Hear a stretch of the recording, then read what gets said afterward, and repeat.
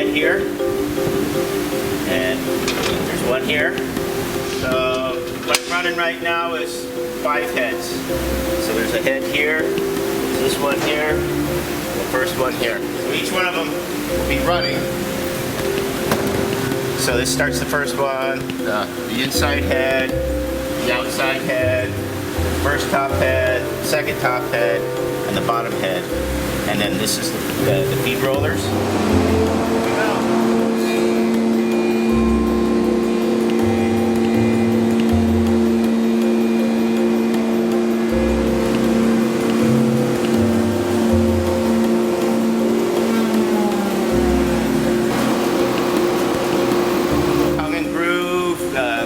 Baseboard, casings, door jambs, any kind of profile.